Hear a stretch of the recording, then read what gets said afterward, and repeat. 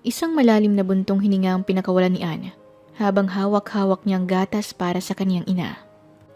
Madalas na kasing nakatulala ito dahil sa paglayo ng dalawang anak nito na sina Lilith at Anari. Naawa si Anne sa kaniyang ina dahil tila'y wala na ito sa sarili nitong katinuan, kung minsan. Kaya nilapitan na niya ito. "Mama, gatas mo po." Aniya sa ina ngunit nakatulala pa rin ito. Hinaplos ni Anne ang kamay ng kanyang ina at mahigpit itong hinawakan upang gisingin ang nakatulala nitong diwa. "Mama, tama na po yung pag-iisip mo. Masama na po yan para sa kalusugan niyo." Marahan niyang wika rito. Dahan-dahan namang hinarap ng Donya ang kanyang natitirang anak. "Anne, bakit kayong mga anak ko ay umabot sa ganito? Naging masama ba akong ina sa inyo para iwan ako ni Ate Lilith mo? Para suwayin ako ni Ate Anari mo? Sinasabi ko na sa inyo noon pa man na huwag kayong umibig sa mga delakasa. At ngayon tingnan mo, ang nangyayari. Dalawa na sa mga kapatid mo ang nawawala. Si Ate Anari mo ay hindi ko alam kung nasaan at dumagdag pa si Ate Lilith mo. Anne, halos biyakin ko ng ulo ko kaiisip. Katatanong sa sarili kung saan ba ako nagkulang, kung saan ba ako nagkamali. Sabihin mo anak, masama ba akong ina?" Madamdamin niyang tanong sa kaniyang anak at isang patak ng butil ng luha ang pumatak mula sa mata nito. Masakit para kay Anne makitang lumuluha ang kaniyang mama at iniisip nito na isa siyang malaking kabiguan bilang isang ina sa kaniyang mga anak na siyang hindi naman totoo. Lumuhod si Anne sa harapan ng kanyang ina at masuyo itong tinitigan sa mga mata, habang hawak-hawak ang dalawang kamay nito. "Mama, kahit kailan na hindi ka naging pabaya sa aming tatlo. Napalaki mo kami ng maayos kahit ikaw lang mag-isa. Naging ama at ina ka sa amin. At masasabi ko na isa kang dakilang magulang sa lahat, ma. Mahal ka nila ate at mahal kita. Sadyang kailangan lang nilang lumayo para bumangon. Maniwala ka, ma. Darating din ang panahon na babalik sila at mabubuo rin tayo." Marahan niyang sambit rito at isang patakpa ng luha ang tumulo sa mga mata nito. Bilang isang mabuting anak, ay masakit para kay Anne ang bawat pagpatak ng mga luha mula sa mata ng kaniyang ina. Pero naniniwala siya, naliligay din ito ulit balang araw. Ang natatangi niya lang gawin ngayon ay alagaan ito at huwag iwanan, kahit ano paman ang mangyari. Hinaplos ng Doña Gracia ang muka ng kaniyang anak. "Sana nga anak, sana nga ay mabubuo rin tayo balang araw. Sana ay bumalik na sila sa atin hanggat dilat pa ang mga mata ko. Matanda na ako anak, at hindi ko alam kung hanggang kailan na lang ang buhay ko. Bago dumating ang pagpikit ng aking mga mata, ay sana'y muli ko kayong makitang tatlo na masaya at nagsasama-sama." Madamdamin pa rin itong turan sa kaniyang anak at mahigpit niyang niyakap ang kaniyang anak at ganun din ang ginawa ni Anne. Mahigpit niya ring niyakap ang kaniyang ina at pinaparamdam niya rito na hinding-hindi ito nag-iisa. Sa loob ng ilang taon ay ang dalawa lang ang magkasama sa malaking mansyon. Nakampante na rin ang bahagyang loob ng Doña Gracia dahil kahit papaano ay may balita naman siya sa kaniyang dalawang anak. Sa loob ng ilang taon ay ngayon lang ulit naisipan ni Doña Gracia na makialam tungkol sa itinatakbo ng kanilang hasyenda. "Anne, anak?" Nagtatakang tawag ng Donya sa pangalan ng kaniyang anak habang pababa siya ng hagdan. Habang natatanaw niya ang kaniyang bunsong anak na may hawak na papel at tila ay may problema ito. Mabilis niya itong nilapitan at nagtanong. "Anak, may problema ka ba? Bakit parang balisa ka? May nangyari bang masama sa mga kapatid mo?" Agad nitong tanong sa anak at si Anne naman ay nanghihinang tiningnan ang kaniyang mama. Sa mga titig na yon ay mas nagtaka ang Donya kung ano ba talaga ang nangyayari at bakit gano'n na lang siya kung titigan ng kaniyang anak. "Anne, wag mo na akong pakabahin pa. Sabihin mo sa akin kung ano man yung iniisip mo. Kinakabahan na ako sa iyo eh." Anito sa anak at yumuko si Anne. Umiling siya na may malaking kabiguan sa kaniyang muka. "Mama, bigo ako." Tangi niyang nasambit at hindi niya alam kung saan siya magsisimula at kung paano niya sasabihin sa kaniyang ina ang estado ng kanilang hasyenda. "Anong bigo? Bigo saan?" Kunot noon itong wika sa anak. Ma, I tried my best to fight for it. Alam kong hindi ako kasing galing ni Ate Anari pagdating sa pagpapatakbo nitong hasyenda pero I swear, ginawa ko ang lahat, Ma. Aniya sa kanyang ina na mas ikinagulo pa ng utak nito. An, pwede bang diretsuhin mo na ako? Ano ba talagang nangyayari sa'yo at sa hasyendang ito? Ma, last year kasi huminang bentahan natin sa saging dahil lumipat ang iba nating buyer kina Doña Martina. Naging pangit kasi ang bunga ng mga saging natin, kaya ganun lang nangyari. Sinubukan kong ibangon ng hasyenda. Sinubukan kong makatanim ng mas marami kaso bigo ulit ako, kaya nakipagkasundo ako sa isang businessman na lumapit sa akin. Naisasanla ko ang kalahati ng lupa natin sa kanya upang makabawi tayo. Naubos kong perang yun, Ma, at kinulang ako sa pagpapasweldo sa mga tauhan natin kaya umutang ako ulit. At ngayon, wala na ang kalahati ng hasyenda natin. Kinuha na ng lalaking pinagkakautangan ko. Hindi ko siya kayang bayaran kaya ang lupang nakasanla sa kanyang kinuha niyang kabayaran. Paliwanag niya sa ina. Halos hindi siya makatingin ng diretsyo sa kanyang mama habang sinasabi niyang lahat rito dahil sa kahihiyan. Alam naman niya mula pa noon na sa kanilang tatlo ay siya ang may pinakamahinang utak pagdating sa negosyo. Kahit anong gawin niyang pagsisikap ay hindi siya kagaya ng kaniyang mga ate. Isang buntong hiningang pinakawala ng Doña Gracia at hinimas ang likod ng anak. Ayos lang yan, anak. Hindi ako galit. Pasensya ka na. Hindi ko agad napansin na nahihirapan ka na pala. Masyado kasi akong nalunod sa pangungulila sa mga ate mo at hindi ko na napansin na may ganyan ka ng pinagdadaanan. Pasensya ka na, anak, ha? Naging pabaya ako. Nahabag nitong wika sa kaniyang bunsong anak at niyakap niya ito. Hindi sana nangyari ito, Ma, kung kagaya lang ako nila ate. Kung kasing galing lang sana nila ako, ay sana hindi na tayo umabot sa ganito. Naluluha niyang wika sa bisig ng kanyang ina at mahigpit pa rin siya nitong niyayakap. Huwag mo nang isipin yun, anak. Mabubuhay naman tayo kahit na konti na lang sa asyendang matitira sa atin. Hindi naman natin kailangan ng malaki at maraming ari-arian. Anito sa anak upang hindi na ito magkaroon pa ng bigat sa damdamin. Batid niya kung gaano kabait bilang anak si Anne, kaya alam niya na labis nitong dinaramdam ang kabiguan nito sa asyenda. Bawal po kayong pumasok, Madam Martina. Lampas na po kayo sa teritoryo niyo. Hindi na po itong mansyon niyo upang magpumilit kayong pumasok dito. Pigil ng isang kasambahay sa malditang Donya na nagpupumilit na pumasok sa mansyon ni Doña Gracia. Huwag mo akong pigilang, katulong ka. Isa pang pagpigil mo sa akin ay sasampalin na kita. Mariin niyang banta sa mga kasambahay na animoy pamamahay niya ang pamamahay ng mga Miranda. Tinaasan niya ng isang kilay ang kasambahay at inirapan ito ng mga mata at muli itong tinalikuran. Donya, bawal po talaga. Muling pigil ng kasambahay sa Donya at mabilis na hinawakan ang isang kamay nito. Marahas na napalingon ng Doña Martina sabay sinampal ang kasambahay. Dapat lang sa yan! Sinabing wag mo akong pigilan eh! Mariin itong wika at dinuro ang kasambahay. Isa pa! Isang pigil mo pa sa akin at mas malakas pa din ang malalasap mo mula sa akin! Muli niyang banta sa katulong na ngayon ay nakahaplos sa mahapdi nitong pisngi gawa ng pagkakasampal ng Donya sa kanya. Malditang tumalikod ang Doña Martina sa kasambahay at padabog nitong inihahakbang ang kaniyang mga paa papasok sa mansyon ng mga Miranda. Habang ang kasambahay naman ay panay pa rin ang pagpigil sa Doña Martina. Habang nagyayakapan ng mag-inang sina Gracia at Anne, ay isang nakakainsultong tawa ang umagaw sa kanilang atensyon. Ang sweet nyo naman. Ang sarap nyo namang magmahalan. Walang emosyon itong wika sa mag-ina na animoy hinahamak niya ang magandang relasyon ng mga ito. Agad na kumalas ng yakap si Gracia mula kay Anne at dikit kilay na nilapitan ang Doña Martina.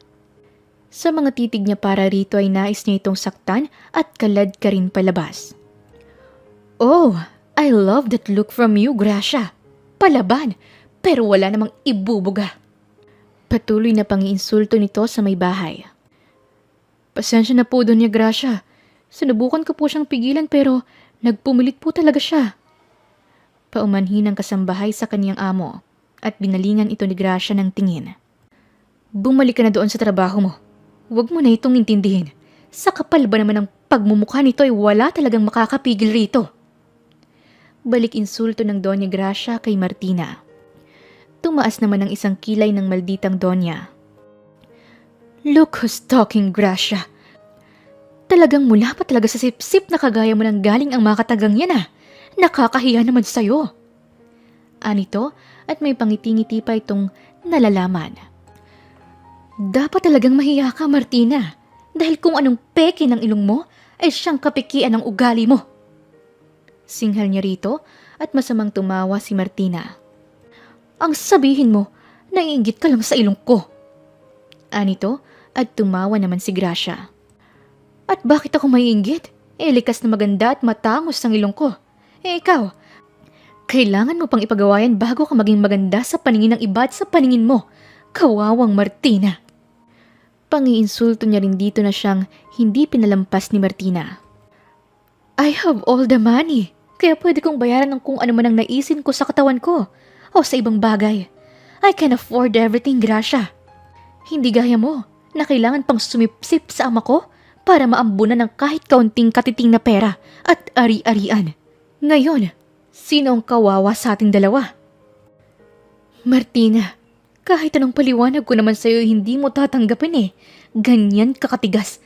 Ganyan kakahirap kausapin o baka naman sadyang bobo ka lang talaga. Martina, hindi ako sumipsip sa ama mo dahil lahat ng kabaitang pinakita ko sa kanya ay tunay. Kung tutusin, ay wala ka nga sanang mamanahin dahil nais ng papa mo na sa akin ibigay ang lahat. Kaso hindi ko tinanggap dahil mas may karapatan ka sa lahat ng mga yon kaysa sa akin. Alam mo ba kung bakit nais ng papa mo na ibigay sa akin ang lahat? Yun ay dahil masama ka.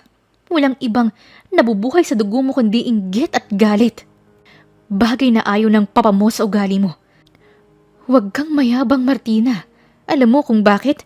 Dahil ikaw at ako ay parehong ampon. Kaso, una ka lang naging anak sa papel. Gusto mo nila akong ampunin sa pangalan nila ay hindi ako pumayag. Sapat na sa akin na minahal nila ako at sapat na sa akin na pinagsilbihan ko sila hanggang sa huli nilang hininga. Martina, kung tutuusin ay ako nga dapat ang magalit sa'yo.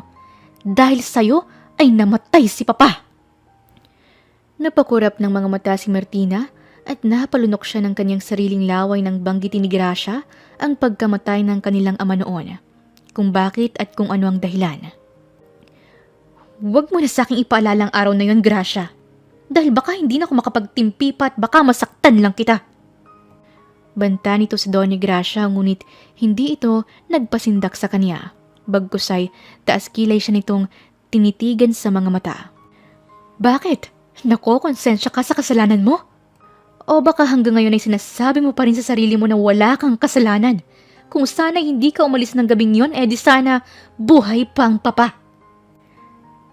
Talagang wala akong kasalanan, Gracia. Aksidente ang nangyari at wala akong kasalanan doon.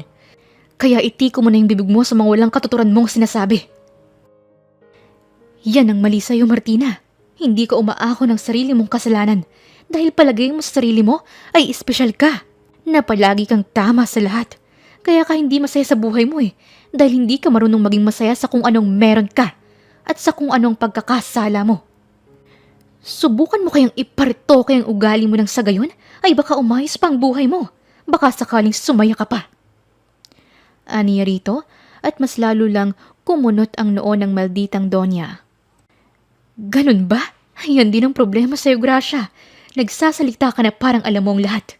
Marami kang kayabangan sa katawan. Tingnan na lang natin kung kaya mo pang magyabang sa harapan ko kung isasampal ko sa pagmumukha mo ang mga papel na ito. Anito sa Doña Gracia, sabay hinagis pataas ang mga papeles at nagsiliparan ang mga ito sa ere at bumagsak sa sahig.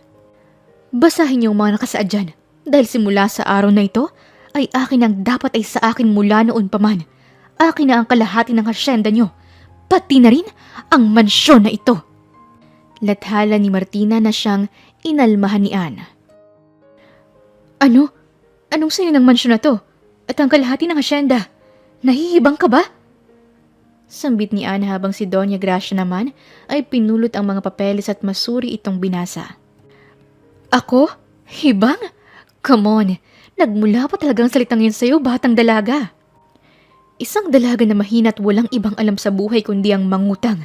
Kaya you are losing this mansion at ang kalahati ng hasyenda nyo dahil sa kahinaan mo. Umutang ka lang naman ng 2 beses, hindi ba? Kay Gregorio? Para sa kalaman mo, ay tauhan ko siya. Inutusan ko siyang pautangin ka sa panahon ng kagipitan mo. At kapag dumating na ang panahon na wala ka ng matakbuhan, ay tsaka niya aangkinin ng lahat at ililipat sa pangalan ko. Magaling ako, hindi ba? Anito, at may malademonyong ngiti sa mga labi. Maaaring nakuha mo ang hasyenda, pero hindi ang mansyon na ito, Doña Martina. Wala akong pinirmahan na kasulatan o kahit anong kasunduan na itong mansyon na to ang ginamit kong collateral, kaya paanong naging sayo ang mansyon na ito? Akin na ito dahil bobo ka. Sa laki ng utang mo at sa laki ng interes, paano mo pa ako mababayaran? May kakayahan ka bang bayaran ako? Saan ka naman kukuha ng ipambabayad sa akin? Uutang ka ulit? Anito sabay tawa at iniinsulto ang kakayahan ng dalaga. Nais mang sumagot ni Anne ngunit wala siyang maisasagot rito. Tama nga naman ito. Saan ba siya kukuha ng ipambabayad? Lahat ng pera niya noon ay galing sa hasyenda at ngayon ay wala na ang kalahati ng hasyenda at wala na ring pera ang hasyenda. Kaya saan nga ba siya kukuha ng ipambabayad? Wala. Wala siyang mapagkukunan at maaaring sa utang na naman siya mauhulog. Kapag nagkataon ay wala nang matitira sa kanilang lupa. Napaluha naman si Doña Gracia nang mabasa ang mga papeles. Napaluha siya sa nalamang mawawala na sa kanilang mansyon. Ang mansyon kasi na kanilang pinag-aarian ay ang mansyon ng mga taong nagmahal sa kanya at kumupkup noon. Sa mansyon na yon ay may marami siyang alaala sa mga ito. Alaala ng mga kabutihan ng mga ito para sa kanya. Dahil sa luha ng ina ay tila parang dinudurog-durog ang puso ni Anne. Labis niyang sinisisi ang kanyang sarili dahil sa kamali ang kaniyang nagawa. Lumapit si Anne sa Doña Martina at hinaplos ang palad nito. Doña Martina, pwede bang huwag mong kunin ang mansyon? Bigyan mo naman ako ng kahit konting panahon para makapagbayad sa'yo. Pangako, babayaran kita sa lalong madaling panahon. Pakiusap niya sa Doña kahit na alam niya sa kanyang sarili na hindi ganun kadaling makahanap ng perang ipambabayad dito. Lumitaw sa mga labi ng Doña Martina ang malademonyong ngisi. Anne, kahit bigyan pa kita ng panahon ay alam kong hindi ka makakabayad sa akin. Kahit na ibenta mo pang sarili mo, pati pa ang kaluluwa mo, ay hindi mo magagawang makapagbayad sa akin. Mas mabuti pang sumuko ka na't huwag mo nang bilugin ang ulo mo. Huwag mo na ring lokohin ang utak mo na makakapagbayad ka pa sa akin sa lalong madaling panahon. Dahil kung kaya mo talagang magbayad ay sana noon pa. Anito, at masayang masaya ito habang nakikita niyang nagmamakaawa sa kaniyang isa sa anak ng babaeng kinasusuklaman niya. Pero hindi ito ang nais niyang magmakaawa, kundi si Gracia mismo. Abot langit at abot hukay ang kanyang galit para rito. At nais niya itong pahirapan ng husto. Disperada si Anne sa pagkumbinsi sa Doña Martina, kaya kagatlabi niyang ibinaba ang kaniyang sarili at lumuhod siya sa harapan nito. Abot tenga naman ang pagngisi ng Doña Martina. Anne, anak, huwag mong gawin yan. Tumayo ka. Huwag mong ibaba ang sarili mo sa isang makasariling tao. Anak, tumayo ka. Nasasaktang wika ni Gracia habang lumuluha ang kaniyang mga mata. Habang pinagmamasdan niya ang kaniyang anak na nagpapakababa sa harap ni Martina. Nang makita ni Martina na lumuluha si Gracia, ay mas lalo siyang natuwa. Napag-isipan pa niya na mas pahirapan si Anne. Sige Anne, hindi naman ako masamang tao. At dahil lumuhod ka sa harapan ko, ay papayagan kitang makuha ulit ang mansyon na ito at ang kalahati ng hasyenda niyo. Ang kailangan mo lang gawin ay pumasa sa pagsubok na ibibigay ko sa'yo. Sambit nito sa dalaga at isang kaunting pag-asa naman ang sumilay sa mga mata ni Anne. Talaga po? Nasisihan niyang wika habang punong-puno ng pag-asa at kinang ang kaniyang mga mata. Oo, tiya mo pa rin ako, Ann. Halika't sumama ka sa akin. Anito at pinasunod ang dalaga sa kanya at napadpad sila sa kwadra kung saan nakatambak ang mga tae ng mga kabayo. Nagtataka man si Ann sa maaaring ipagawa sa kanya ng Donya, ay nilakasan pa rin niya ang kanyang loob. Nais niyang maibalik ang mansyon sa kanila at handa siyang gawin ng lahat makuha lang ito. Ann, naiintindihan mo ba ang kailangan mong gawin para makuha mo ulit ang mansyon niyo? Kung hindi mo naiintindihan ay ipapaliwanag ko na lang sa'yo. Ang mga papeles ay nasa ilalim ng mga tae ng mga kabayo na yan. Ngayon, kailangan mo lang kunin ang mga papeles na yon gamit ang bunganga mo. Malademonyo nitong wika sabay ngisi na siya namang ikinawindang ni Ann. Doña Martina, hindi po ba'y kalabisan yun? Aniya rito at tumaas lang ang isang kilay ng Donya. Nagrereklamo ka ba? Kung gayon, wala palang silbi ang pagpunta natin rito. Kung ayaw mo'y aalis na ako. Sambit nito sa dalaga na ani mo'y nananakot sabay talikod. Agad namang nagbago ang isip ni Ann at agad siyang nagsalita. Sandali lang, Doña Martina. Awat niya sa pag-alis nito at napatigil naman ang malditang Donya sa pagtalikod. Muli itong humarap sa dalaga at nakaukit pa rin ang kademonyuhan sa mukha nito. Huwag mong sayangin ang oras ko, Ann. Binigyan na kita ng pagkakataon at wala akong balak na maghintay sa kung ano ang handa mong gawin para mabawi ang mansyon niyo mula sa akin. Taas kilay nitong sambit sa dalaga. Humigop ng maraming hangin ng dalaga at nag-ipon ng lakas ng loob para sa bagay na gagawin niya. Mahirap man pero handa siyang ingud-ngod ang kaniyang sarili sa putik o sa tae pa man ng mga kabayo. Kaya niyang maging mabaho at marumi, wag lang niyang makitang nasasaktan at nahihirapan ang kaniyang ina dahil sa kaniyang kahinaan. Ayaw niya ring ipaalam sa kaniyang mga kapatid ang nangyari tungkol sa asyenda dahil ayaw niyang dagdagan pa ang mga pinagdadaanan ng mga ito. Ang laban na ito ay laban lang niya. Gagawin ko na po, Doña Martina. Lakas loob na sambit ni Ann sa malditang Donya at isang malakas na halakhak ang pinakawalan nito. Halakhak na walang puso at walang awa. Magaling, Ann. Matalino ko talagang bata. Bilib na ako sa'yo. Bilib ako sa nag-aalab mong determinasyon at lalim ng pagmamahal mo sa ina mo. Ngayon, gawin mo ng pinagagawa ko sa'yo. Kunin mo ang mga papeles sa ilalim ng tae ng mga kabayo gamit ang bunganga mo. Malademonyo nitong wika sa dalaga at agad namang lumuhod si Ann sa harap ng tae ng mga kabayo. Unti-unti niyang niyuko ang kanyang likod at handa na siyang kunin ang mga papeles sa ilalim ng mga dumi ng mga kabayo. Habang ginagawa yun ng dalaga, ay napapangiwi naman si Doña Martina. Nandidiri siya sa gagawin ng dalaga. Halos hindi siya makalunok ng sarili niyang laway sa sobrang pandidire. Habang pinapanood ang dalaga, ay may kung ano siyang naramdaman para rito.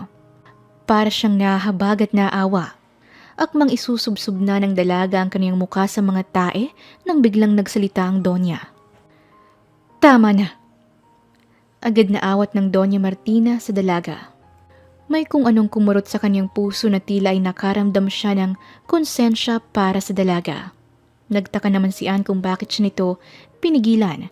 Gayong alam niya sa kanyang sarili na natutuwa naman itong makita siya o ang kanyang ina na nahihirapan. Kaya tumingala siya rito upang tanungin ito. May problema po ba, Doña Martina? Magalang niyang tanong rito at kay bilis namang tumalikod ang Doña Martina sa dalaga. Wala. Singhal nito. Wala akong problema. Naisip ko lang na masyadong mabilis kung ito lang ang gagawin mo. Hindi ito sapat na kabayaran para sa akin. Kung gusto mong makuha ang mansyon niyo mula sa akin, ay nais kong pagsilbihan mo ako sa aking mansyon at ni isang sentimo ay wala akong isusuhol sa'yo. Kapag masaya na ako at kontento na ako sa pagsisilbi mo sa akin, ay doon ko palang ibibigay sa'yo ang mansyon niyo. Maliwanag? Marinitong sambit sa dalaga at kay bilis naman siyang sinagot ni Ann. Maliwanag po! Kung ganon, aasahan kong dadalhin mo ang sarili mo sa mansyon ko mamayang 8:00 ng gabi punto. Ngayon, Kung late ka ng 1 segundo ay wala ng bisa ang ating kasunduan. Maliwanag ba? Maliwanag po, Doña Martina. Muling sabat ni Ann sa Donya at walang lingon-lingon siya nitong iniwanan. Umuwi si Ann sa mansyon nila ng kanyang mama at sinabi niyang lahat rito tungkol sa bagay na kanilang napagkasunduan ni Doña Martina. Anak, hindi mo kailangang gawin ito. Hindi mo kailangan na magpaalila kay Martina. Oo, inaamin ko na nasasaktan ako dahil mawawala na sa atin ng mansyon na kay Raming mabuting alaala ang iniwan sa akin ng mga taong nagmahal sa akin. Pero anak, hindi na kailangan na aabot pa sa ganito. Nalugmok man tayo, hindi mo na kailangan na magpakalugmok pa. Nahahabag na wika ng ina niya sa kanya. Saglit siyang tumigil sa kanyang pag-impake at hinawakan ng 2 kamay nito ng marahan. Mama, alam ko na sasabihin mo ang mga bagay na to sa akin. Wala kang kasing buti, Mama. Pero Mama, ang kaluluwa ko at isip ko ay hindi matatahimik kapag wala akong ibang ginawa. Mama, nagpabaya na ako noon at ayokong magpabaya ulit ngayon. Mama, hayaan mo kong gawin to at pangako. Lalaban ako sa buhay at hindi ako susuko. Magtiwala ka lang sa akin, Mama. Aniya sa kanyang ina at ngumiti ito sa kanya. Hinaplos-haplos ng kanyang ina ang kanyang muka. Sigurado ka ba sa pasya mo, anak? Mama, sigurado ako at malakas ang loob kong gawin to. Kaya huwag ka nang mangamba. Sagot niya rito. Mas tumingkad pa ang mga ngiti sa labi ni Gracia at umahanga siya sa kaniyang anak. Ang laki mo na talaga, Ann. Sa inyong 3 ay ikaw palagi ang nadadapa. Ikaw palagi ang umiiyak. Ngayon, masasabi ko na sobrang saya ko na masaksihan ko kung paano ka lumaki bilang isang matapang na babae. Anito sa anak at mas masinsinan pa silang 2 na nag-usap. Matapos makipag-usap ni Ann sa kanyang ina, ay agad niyang tinungo ang mansyon ng Doña Martina. Pagkapasok niya sa mansyon na yon, ay agad siyang pinatuloy ng Doña Martina at binigyan siya nito ng pinakapangit na kwarto. Kulang na lang ay patulugin siya nito sa kwadra. Maagang nagpahinga si Ann matapos niyang manilbihan ng gabing yon. Dahil kailangan pa niyang magtrabaho kinaumagahan at magsipag upang matuwa ang Doña Martina sa serbisyo niya.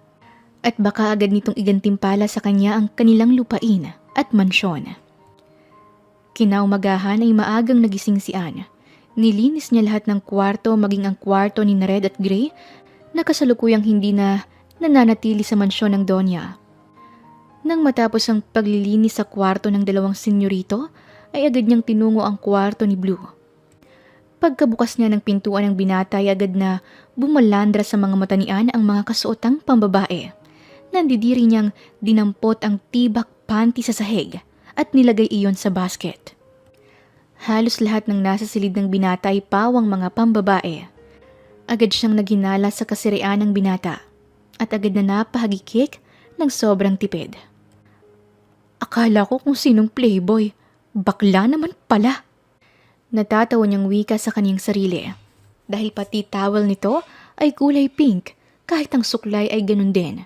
Sinong mag-aakala na ang kilalang playboy ay bakla pala? Isa-isang dinampot ni Ann ang mga nagkalat na pambabaeng damit sa sahig at kasunod nun ay binuksan niya ang shower room. Pagkabukas niya sa shower room, ay agad na namulagat ang kanyang mga mata nang biglang bumalandra sa kanyang harapan ang lalaking kasalukuyang nakikipagtalik sa isang magandang babae.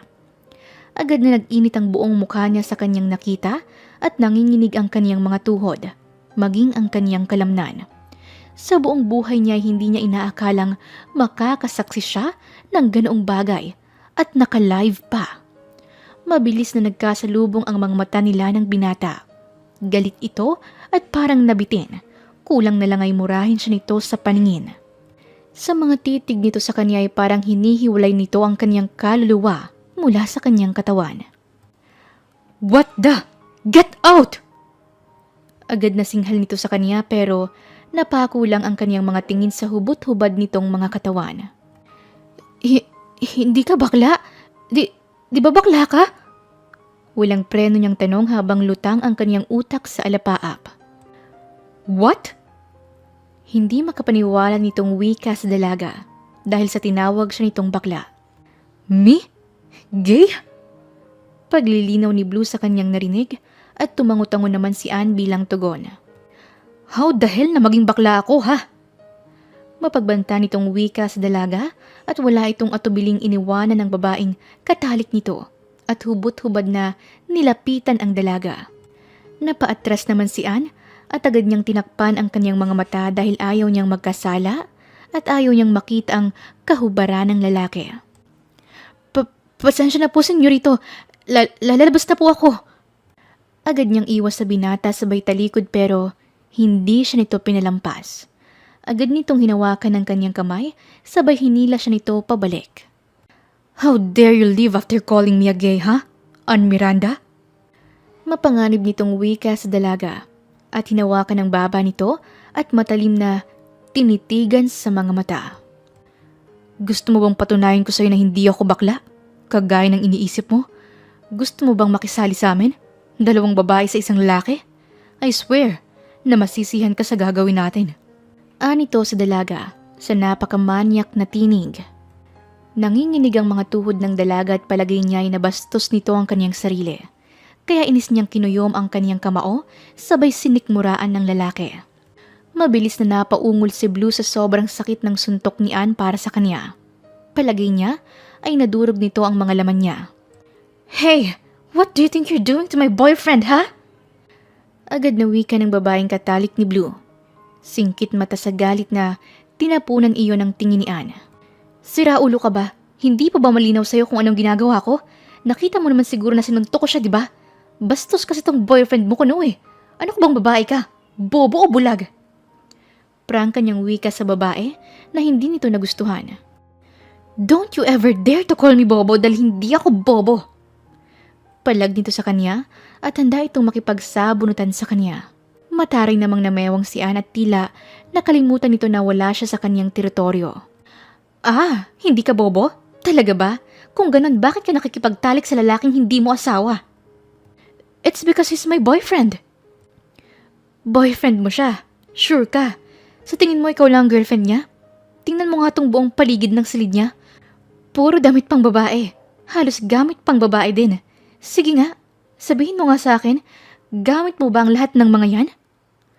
Mapanukat na tanong ni Anne sa dalaga at agad siya nitong sinagot. Hindi. Wala kang ibang gamit dito kundi yung mga hinubad niya lang sa akin. Agad nitong tugon sa kanya at napatawa ang dalagang si Anne. Oh, ngayon, mag-isip ka nga. Kung hindi sa'yo ang mga yan, kanino ba? Sabi sa akin ni Blue sa akin daw yan kapag pupunta ako rito. Anito sa kanya. Ayun, sa pool. Talagang mahina nga ang kukote mo. Sa'yo nga ang mga gamit na to kapag nandito ka. Kapag wala ka, gamit yan ng iba. Nakuha mo bang ibig kong sabihin na isang manyak at siraulong lalaki tong sinamahan mo? Aniya rito at napag-isip-isip nga ng babae ang kanyang mga sinabi at matalim na tinitigan sa mga mata ang binata. Totoo ba yun, Blue? Tanong ng babae sa binata na ngayon ay tila ng lalabo pa ang mga paningin nito dahil sa suntok ni Anne sa kanya. Hindi totoong sinasabi niya sa'yo, Maris. Ikaw lang ang girlfriend ko. Wala nang iba. Sagot ni Blue na siya namang ikinagalit ng babae. Anong Maris? Carla ang pangalan ko. Carla! Hayop ka! Mariin itong mura sa binata sabay malakas itong sinampal. Tila nagising naman si Blue nang mapagtanto niyang mali siya ng pangalang ibinigas. Manluloko ka! Sinungaling!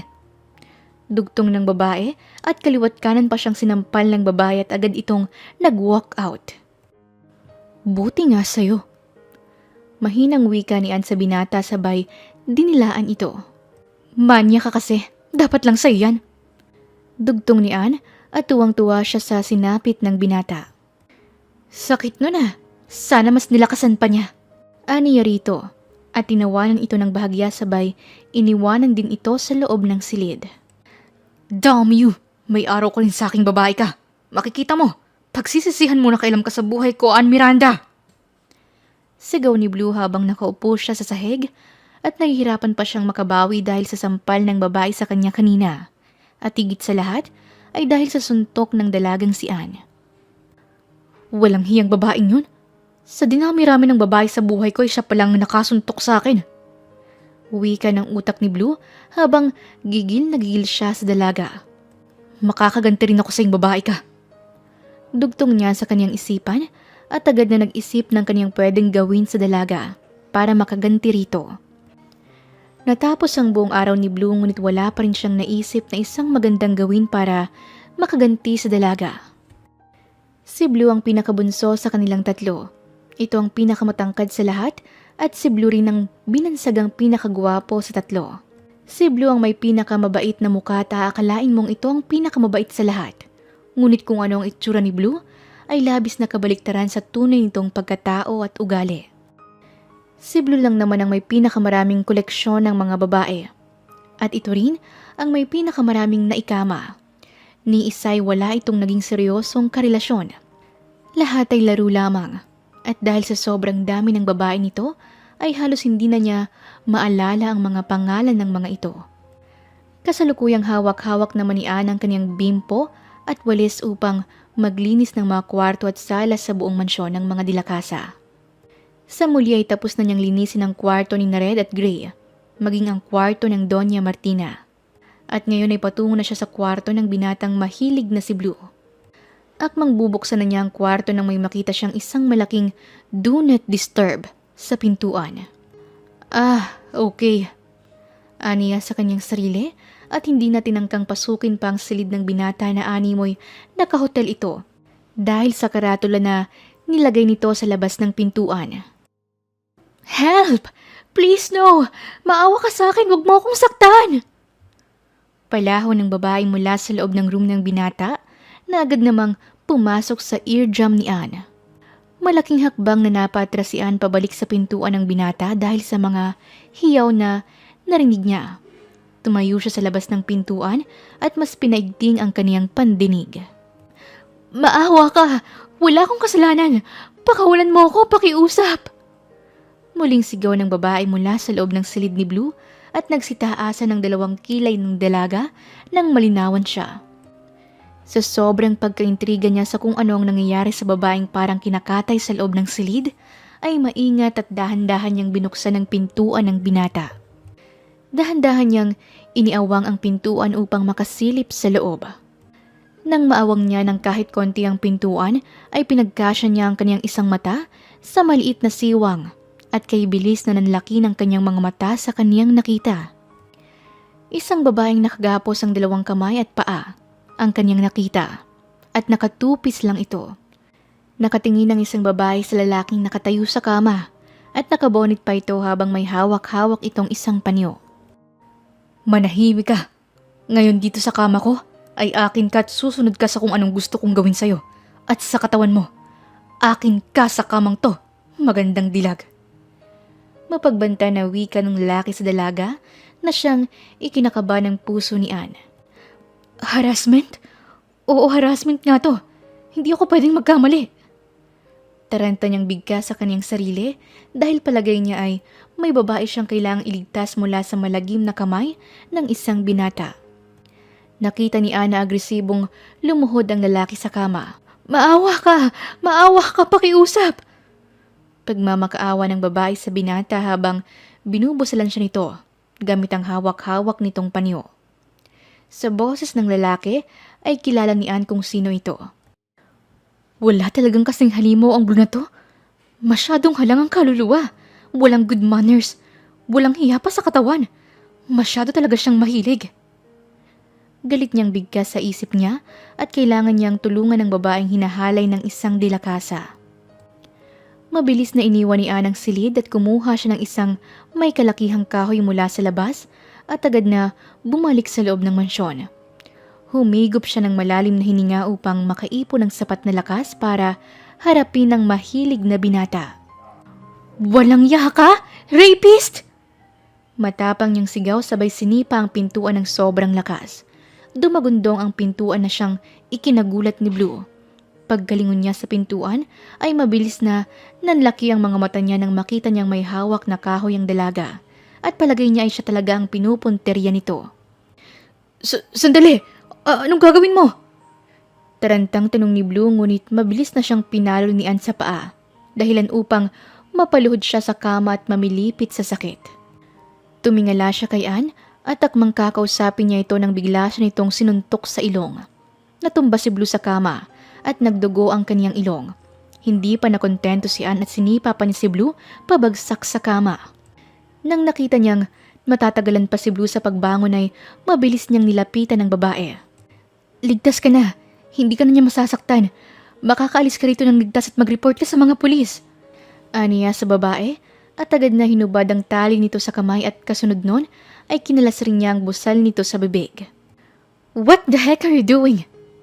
Malakas na singhal ng babae kay Anang matanggal niya ang busal nito sa bibig. Malalutang niyang sambit nang bigla siyang questionin ng babae sa ginawa niyang pagliligtas rito. Hindi ba halata ang ginawa ko para sa'yo? Nililigtas kita mula sa binatang mahilig na yan. Paliwanag niya at naimbiyer na lang ang babae sa kanya. Inirapan siya nito at tinulak ng bahagya at taliwas sa inaasahan ni Ann ang reaksyon nito. Inaasahan niya sanang pasasalamatan siya nito at hindi upang saktan. Ang arte mo ah! Ano bang problema mo? Ikaw na nga itong tinutulungan, ikaw pa tong galit? Gusto mo bang mahalay ng lalaking yan? Inis niyang sambit sa babae at inis namang sinuklay ng babae ang kaniyang buhok. He is not harassing me. We are just playing and having fun pero inistorbo mo ang laro namin. Wika ng babae at mabilis na umawang ang bibig ni Ann habang nakakunot ang kaniyang noo. Playing? Paglilinaw niya sa kaniyang narinig. Playing kayo? Playing to? Ito mismo? Laro? Hindi ka hinahalay? Hindi niya makapaniwalang bigkas sa babae. Oo, we are having a role play para mas maging intense ang gagawin naming dalawa. We are enjoying her acting pero sinira mo. Palibhasa pakilamera kayo eh. Galit na wika ng babae sa kanya at tumaas ang isang kilay ni Ann. Play pala ha? Di mali ako. Sige. Gusto mo pala to eh. Walang problema. Ibalik natin yan. Aniya, sabay itinali ulit ang dalawang kamay ng babae. Nga! Sabi nga! Inis niyang utos at napanganga naman ng babae sabay pinakain ulit rito ang busal nito sa bibig. Ayan na. Tapos na. Higa ka ulit. Higa! Sabing higa eh. Aniya, sabay hinila ang paa ng babae pahiga sa kama. Ayan. Play na ulit kayo. Dugtong niya sabay tinlikuran ng babae. Sa pagtalikod niya ay nabunggo ang kanyang muka sa malapad na dibdib ng lalaki. Nasaktan ang kanyang ilong kaya napatingala siya rito. Nasalubong niya ang naniningkit na mga mata ng binata para sa kanya. Hindi niya malamang bigkas at hindi niya alam kung ano ba dapat ang kanyang susunod na sasabihin rito. Dahil ikalawang beses na niyang napasok ang teritoryo nito sa maling pagkakataon. What do you think you're doing? Mabagsik nitong wika sa dalaga at napayuko si Ann.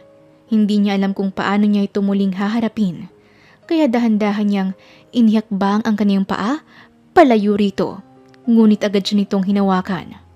Where do you think you are going? Anito sa kanya at malakas siya nitong hinila pabalik. Alam mo ba kung anong ginawa mo? Alam ko at mali ako, kaya pasensya na. Nahihiya niyang sambit rito at muling umalis subalit muli na naman siyang pinigilan ng binata. Sa tingin mo, ganun lang kadali yun? Isang pasensya lang at okay na? Hindi ako nadadala sa pasensya lang, Ann. I want you to join us here. I want you to undress yourself and play with me. Utos nito sa kanya at muling nabuhay ang pagka-Amazonan ni Ann. Dalawang kamay siyang namewang sa harap ng lalaki at buong pride itong hinarap. Hoy, binatang mahilig. Kung madali mo lang nakukuha ang mga babae mo, ay wag mo akong igaya sa kanila. Dahil hindi ako gaya ng mga babaeng niya na mabilis mong nakukuha. Kung gusto mo pa nang idadagdag sa kama mo, ay kumuha ka ng baboy. Total mga mukha naman kayong mga baboy. Aniya sa binata, sabay padabog itong iniwanan.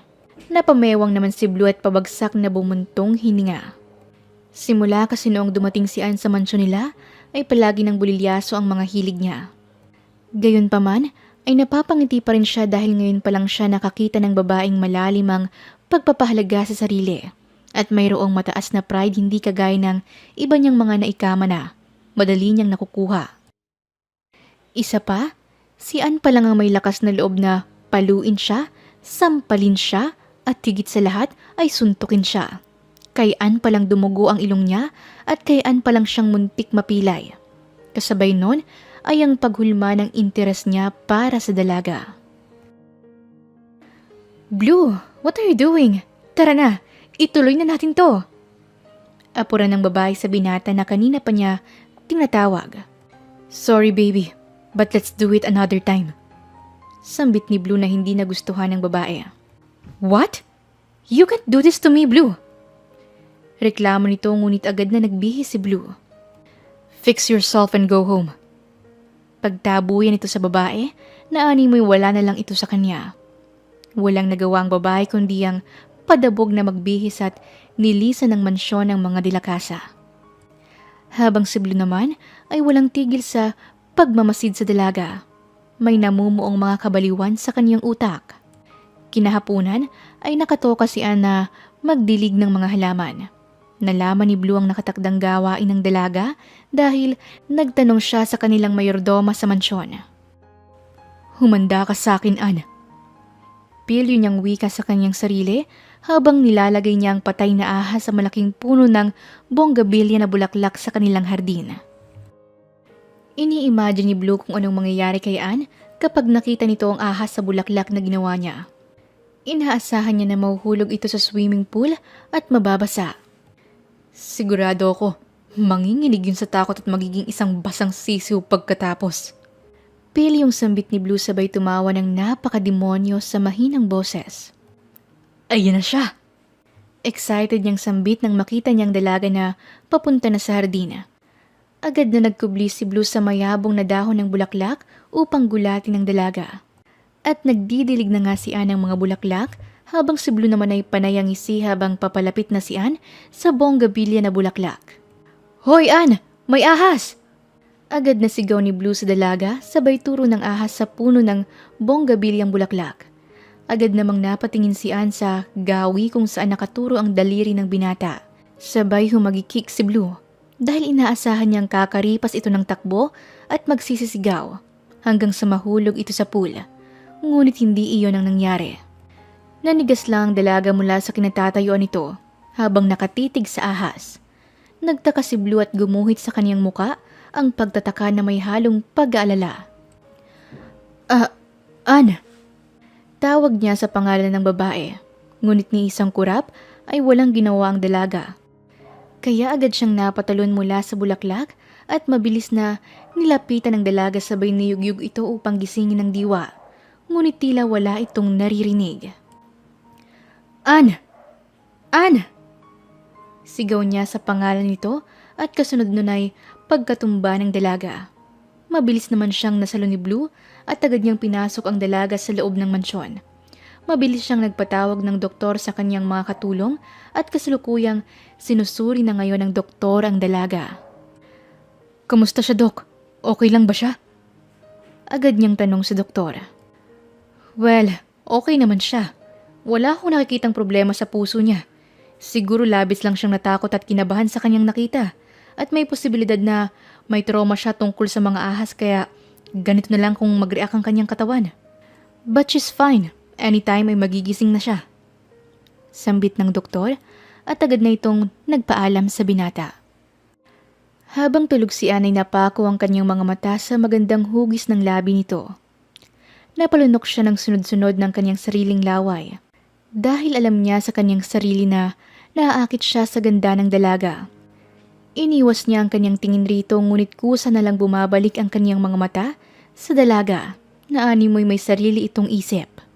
Hanggang sa natagpuan na lang niya ang kanyang sarili na nakaupo sa tabi ng dalaga at dahan-dahan na niyang inilalapit ang kanyang labi sa labi nito. Hindi niya maintindihan ang kanyang sarili, ngunit hindi niya matanggihan ang angkin nitong ganda. Her beauty seduces him effortlessly. Akmang aangkinin na niya ang labi ng dalaga nang biglang may narinig siyang isang boses. "Blue!" Mabagsik na tawag ng kanyang ina sa kanyang pangalan, sabay gulat siyang napabalikwas dahilan upang mahulog siya mula sa kanyang kinauupuan. Lumagapak ang kanyang puwet sa sahig, at kahit masakit, ay umakto siyang patay mali siya. "Blue, anong balak mong gawin sa babaeng yan? Gusto mo siyang halikan? Huwag mo sabihin sa akin na gagaya ka sa mga kuya mo." "What's wrong about it, ma? Maganda naman siya at karespe-respeto. Iba siya sa mga babaeng nakilala ko." Katwiran niya sa ina at hindi nito nagustuhan ang kanyang tinuran. "Maghunos dili ka, Blue. Kung gagaya ka pa sa mga kuya mo'y palalayasin kita mula sa mansyon na ito at itatakwil kita bilang anak ko." Banta niya sa binata sabay tinalikuran ito. Lumipas ang halos kalahating oras ay nagising na si Anne. Pagdilat ng dalaga ng kanyang mga mata ay agad na sumalubong sa kanyang paningin ang Doña Martina. "Anne, talagang dinagdagan mo pa ang utang mo sa pamilya ko dahil nagpatawag pa si Blue ng doktor para sa'yo. Bilang kabayaran ay hindi ka kakain ngayong hapunan hanggang sa umagahan. Maliwanag ba?" Aniya sa dalaga at tumango si Anne bilang sagot. "Maliwanag po." Aniya sa Donya at taas kilay siya nitong tinalikuran. Habang sa kabilang banda naman ay panay sunod si Blue sa puwet ng kanyang ina.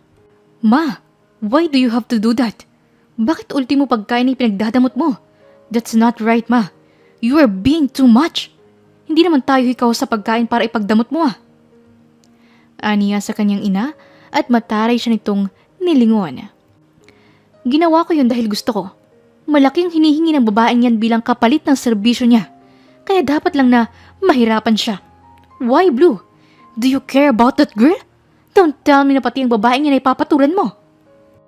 "Ma, it's not about her and I. It's about you, ma.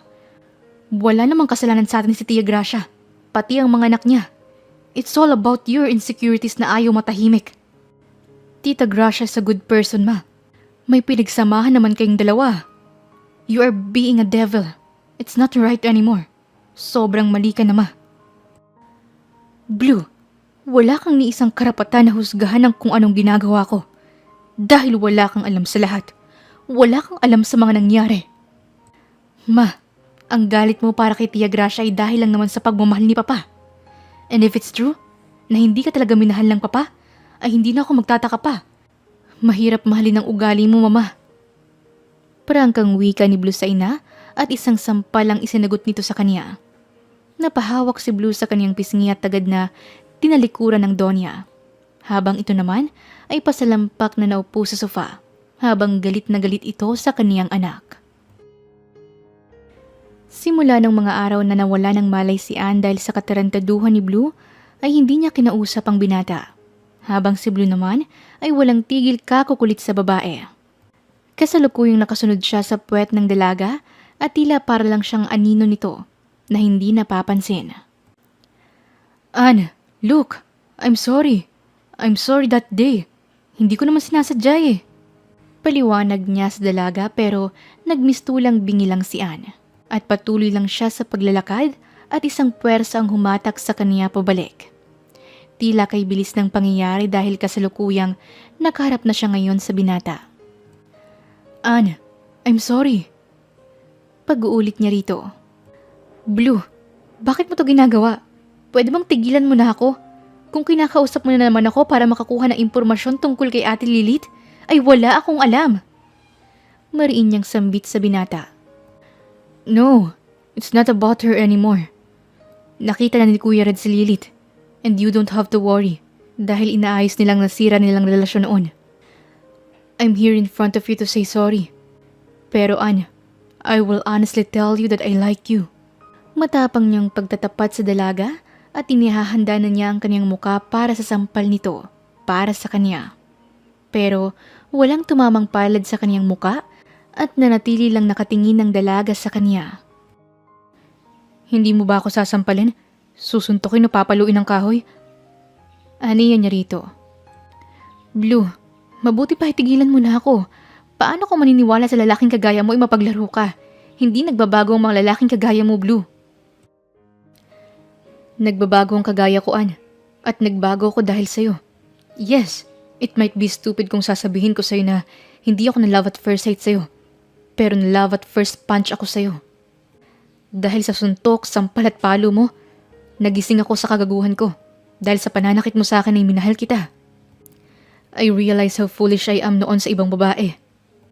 Ikaw pala ang unang babaeng nagpakita ng kahalagahan sa sarili, Ann. At dahil doon, ay mas nagustuhan kita. I was challenged by you, and you make me a better person effortlessly, Ann. Huwag mo na akong iwasan, dahil patuloy pa rin kitang kukulitin dahil hindi ako mapapagod na kulitin ka hanggang sa matanggap mo ako sa buhay mo. I'm serious, Ann. Totoo ang nararamdaman ko para sa'yo. Aniya sa dalaga at puno ng determinasyon sa sarili. Napangiti naman ang dalaga sa ipinakita ni Blue. Sige, kung totoo ka, ay hayaan mo kung makita ang kagandahan at kabutihan mo sa puso mo, Blue. Aniya sa binata at laking ngiti sa mga labi ang gumuhit sa mukha nito. Hinding-hindi ko sasayangan ang pagkakataong ito, Ann. Aniya sa dalaga. At simula sa araw na yon ay masuyong niligawan ni Blue ang dalaga hanggang sa nagkamabutihan sila ng loob makalipas ang mga panahon. At nagkaroon sila ng pagkakaintindihan sa kanilang mga damdamin. Kasalukuyang patulog na si Ann nang biglang may kumatok sa kaniyang pintuan. Pagkabukas niya ng pinto ay bumalandra si Blue sa kaniyang mga mata. Blue? Anong ginagawa mo rito? Mahina niyang bigkas dahil ayaw niyang may makarinig sa kanila. Wala. Gusto ko lang makita na maayos ka. Gusto ko lang din sabihin sa'yo bago ako matulog na mahal kita. Malambing nitong wika sa dalaga at napangiti naman si Ann. Oo na, sige na. Pero Blue, malinaw naman siguro sa usapan natin, hindi ba? Nahayaan kitang ipakita ang pagmamahal mo sa akin pero hindi pa ako handa sa isang relasyon. Iba ang pakay ko rito, Blue. Iyon na yung makuha ko ulit ang mansyon namin. Aniya niya sa binata. Naintindihan ko, Ann. Handa akong maghintay hanggang sa maging handa ka na. Napapasukin ako sa buhay mo. Sige na, matulog ka na. Aniya sa dalaga at agad itong nagpaalam. Isinara naman ng dalaga ang kanyang pintuan nang biglang may kumatok na naman at muli na naman niya itong binuksan. Blue Book! Napatigil siya nang makita niya ang Doña Martina at may hindi ito kaaya-ayang itsura para sa kanya. Hindi niya inaasahan ng biglaan itong pagsulpot at hindi niya gusto ang mga titig nito sa kanya. Para bang may mangyayaring hindi maganda. Ann, malinaw pa sa tubig ang usapan natin na nandito ka para sa papeles ng mansyon ninyo at hasyenda. Hindi para landiin mo ang anak ko. Mariin itong wika sa dalaga. Doña Martina, wala po kaming relasyon ni Blue. Kaya wala o meron man ang sasabihin mo sa akin ay ganun pa rin yon. Hanggat pinupuntahan ka ng anak ko sa ganitong oras ay ganun din yon. May namamagitan pa rin sa inyong dalawa. Mag-impake ka na, Ann, at lisanin mo ang mansyon ko. Nito sa dalaga at hindi na naituloy ang sasabihin at nakaramdam ito ng pagkahilo sabay napasandal ito sa pader. Doña Martina, ayos lang po ba kayo? Masama po bang pakiramdam mo? Nag-aalala niyang tanong sa Donya at akmang hahawakan niyang braso nito nang maagap nitong tinapik ang kaniyang kamay. Huwag mo akong hawakan! Singhal nito at akmang tatalikuran niya ang dalaga ng tuluyan na siyang natumba. Mabuti na lang at maagap siyang nasalo ng dalaga. Blue! Tulong! Mga kasama, tulong!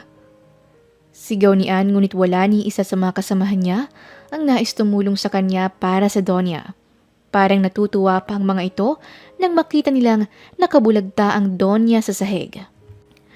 Ano ba? Hindi niyo ba ako tutulungan? Wika niya sa mga ito ngunit wala ni isa sa mga itong sumagot.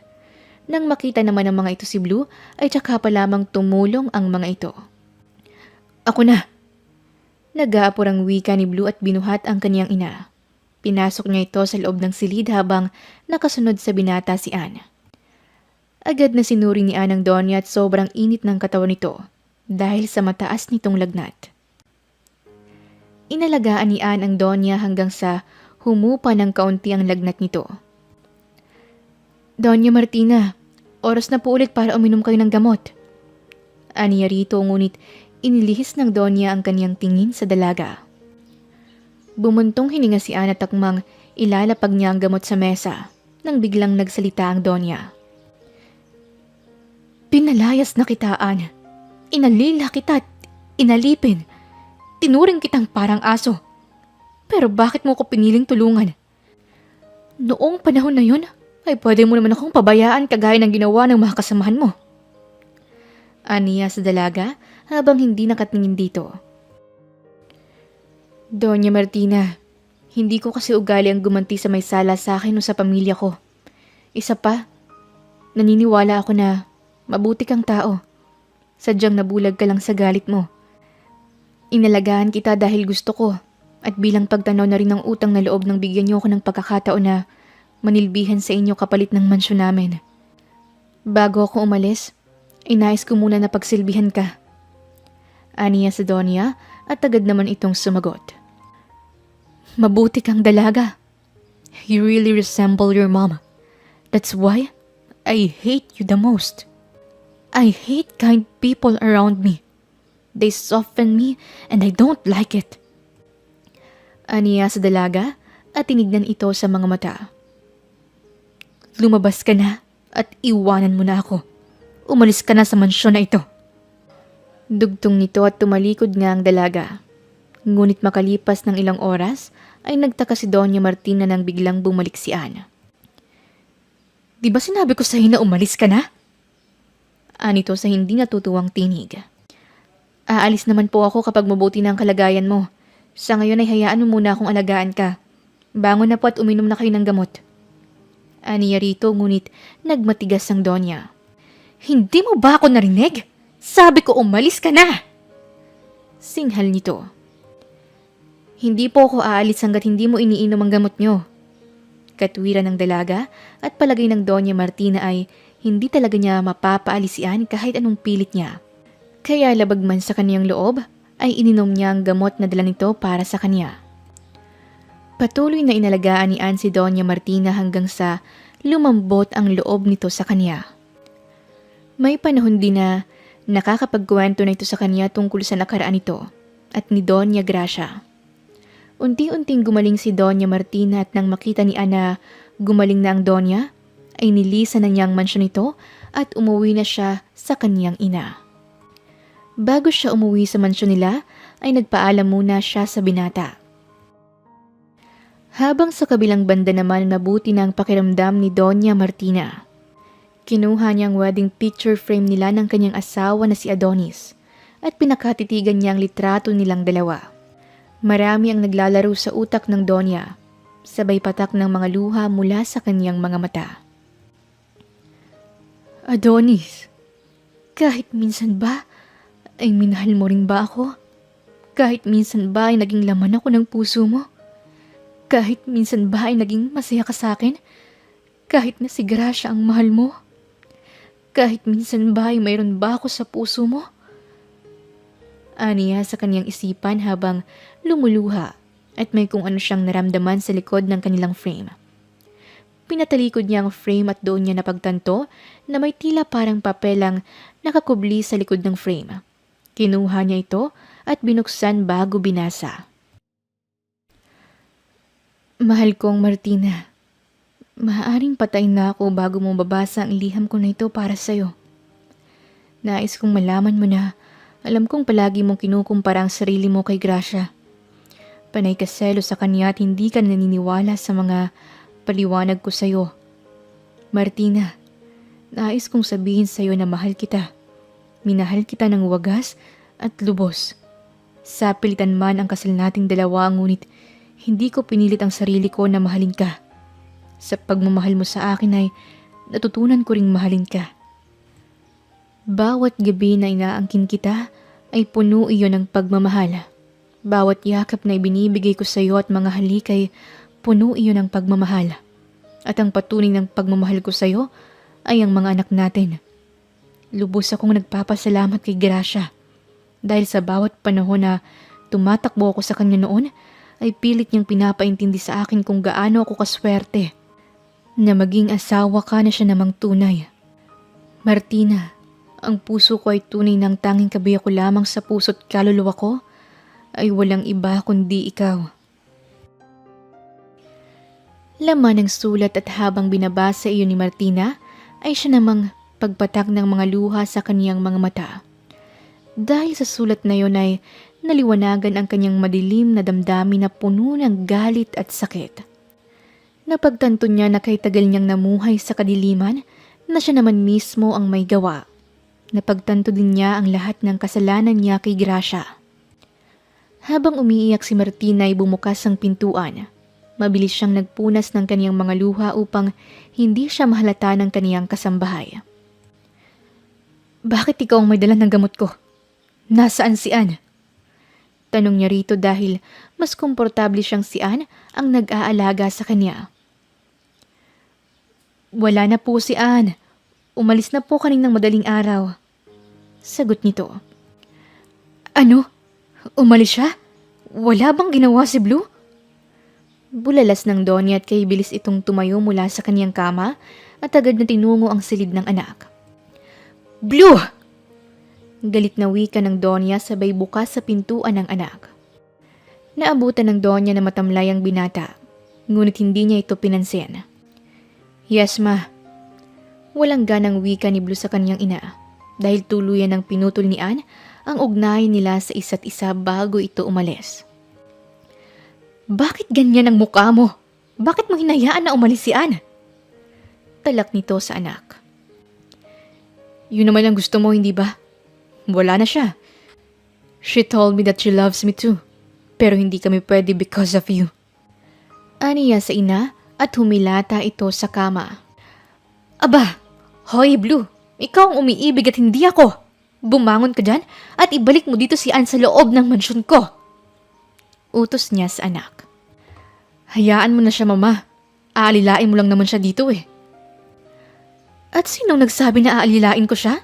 I want you to bring her back dahil siya ang gusto kong maging manugang sa'yo. Anito sa anak at napabalikwas ng bangon si Blue at masayang nakatitig sa kaniyang ina. Ma, tama bang dinig ko? Gusto mo siya para sa akin? You heard me right, Blue. Tumayo ka na dyan at kumilos ka na. Muling utos ng Donya at kumaripas naman si Blue palabas ng mansyon. Saglit lang, Blue! Sasama ako! Sigaw ng Donya ngunit hindi na siya narinig ng kanyang anak dahil tuwang-tuwa itong lumabas ng mansyon. Mabilis na narating ni Blue ang hasyenda ng mga Miranda. Naabutan niya ang mag-ina na may daladalang mga bag. Anne, saan kayo pupunta? Tanong niya sa babaeng kaniyang iniibig. Aalis na kami, Blue. Hindi na sa amin ang mansyon na ito, kaya magpapakalayo-layo na muna kami. Tura ni Anne nang biglang isang tinig ang nagsalita mula sa likuran ni Blue. Hindi nyo na kailangang umalis pa. You two can stay. Wika ng Doña Martina at agad na lumapit sa tabi ng anak at hinarap si Gracia. Martina, hindi mo na kailangan na manggulo pa sa amin ng anak ko. Iiwanan namin ang mansyon at ang buong hasyenda sa pangangalaga mo. Sambit ni Gracia ngunit nagulat si Anne at Blue maging si Gracia nang biglang lumuhod si Martina. Gracia, hindi ako naparito para manggulo kundi para humingi ng kapatawaran sa'yo. Ang laki ng kasalanan ko sa'yo at sa mga anak mo. Alam ko mula pa noon na mali ako pero masyado akong nagpabulag sa galit ko at kasakiman. Ang totoo ay galit ako sa sarili ko. Nagagalit ako dahil kahit kailanman ay hindi ako nakahihigit sa'yo.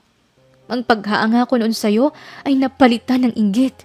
Inggit na sumira sa ating dalawa. Gracia, mahal kita. Mahalaga ka sa akin pero sinira ako ng inggit mo. Binulag ko ang sarili ko sa kasinungalingan na niloloko niyo ko ng asawa ko, Gracia. Patawad. Nais kong humingi ng kapatawaran sa iyo at sana ay patawarin mo ako. Kung hindi man ngayon ay maghihintay ako. Aniya si Donya na dati niyang itinuturing na tunay na kapatid at kaibigan. Tumayo ka, Martina. Sambit ni Gracia at tinulungan niyang makatayo ang Doña Martina mula sa pagkakapako ng tuhod nito sa sahig. Hindi mo kailangan na lumuhod sa harapan ko. Oo, at galit ako sa'yo. Pero kahit kailanman, ay hindi ako nagtanim ng sama ng loob sa'yo. Kay tagal kong hinintay na dumating ang araw na ito, Martina. At maraming salamat dahil dininig ako ng Diyos. Naluluhang wika ni Gracia dahil sa tuwa at mahigpit na nagyakapan ang dalawa. Nang makontento sa yakap ang isa't isa, ay binalingan ng atensyon ni Martina si Anne. Anne, magiging masaya ako kapag ikaw magiging manugang ko. Walang ibang nakapagpatino sa anak ko, kundi ikaw lang, Anne. Tatanungin kita, mahal mo ba ang anak ko? Opo, mahal ko po si Blue. At kung pahihintulutan mo po akong mahalin pa siya mula hanggang ngayon hanggang sa inaharap, ay katutuwa ko po. Masaya niyang sagot sa Donya at hinubad ni Martina ang kaniyang singsing. Anne, ang singsing na ito ay pinagpasapasahan ng mga henerasyon ng mga ninuno ng mga taong umampun sa amin ng mama mo. Kaya kailangan ko itong ibigay kapag ang pinakabatang lahi ay may napipisil ng pakasalan. Ito ay singsing na pamana at hindi basta-basta ang halaga ng diamond ring na ito, Anne. Alam kong may napipisil na si Blue kaya kailangan ko na itong ibigay sa kanya. Wika ng Doña Martina sabay iniabot kay Blue ang singsing. Pagkakuha ng singsing ay agad na lumuhod si Blue sa harapan ng dalaga. Anne Miranda, maaari ba kitang maging asawa? Maaari ba kitang pakasalan at maging nag-iisa kong kabiyak habang buhay? Tanong niya sa dalaga na siya namang malugod na tinanggap ni Anne. Kapapakasal lang ni Red at Lilith kaya naghintay ng 1 taon sina Blue at Anne sa kanilang kasal. Kaya makalipas ng 1 taon ay ikinasal sina Blue at Anne. Masayang lahat at masasabing buo ang kanilang mga pamilya at maligaya. Natutuwa naman si Doña Martina habang gigil niyang kinurot ang pisngi ng gwapo niyang apo na si Tyrone. Habang si Doña Gracia naman ay nakikipaglaro sa anak ni Red at Lilith na sanggol pa lamang. Habang sa kabilang banda naman ay malambing na kinabig ni Blue ang bewang ng kaniyang asawa. Han, tara na, mag-honeymoon na tayo. Palagay ko ay ayaw kong mapag-iwanan. Gusto ko na rin ng anak. Gagawa ko ng anak na kasing gwapo ko. At kapag naglihi ka, ayaw kong paglihihan mo para siguradong gwapo. Proud na sambit ni Blue at isang siko sa gilid ang iginawad ni Anne sa kaniyang asawa. Pero ang cute ni Tyrone. Gusto kong siyang paglihihan ko. Malambing niyang turan sa asawa. Matapos nilang makipaghalubilo sa lahat ng mga bisita at pamilya, ay lumipad na sila papuntang Italy para doon magsimulang lumikha ng bagong lahi ng isang dilakasa. Masayang namuhay ang magkakapatid na Miranda sa piling ng kanilang mga asawang dilakasa. Naayos na ang sigalot sa pagitan ng dalawang pamilyang ito at naibalik ang mabuting pagkakaibigan ni Doña Gracia at Doña Martina. Inabot man ang mahabang panahon bago makamtan ng kapayapaan at kaligayahan ay panigurado namang wala nang makakasira nito magpakailan paman dahil sila ay pinagbuklod ng pagmamahalan. Wakas. Maraming salamat po sa inyong pakikinig sa kwentong ibinahagi namin ngayong araw. Muli, ito po si Inday Series at hanggang sa ating muling kwento. Maraming salamat po.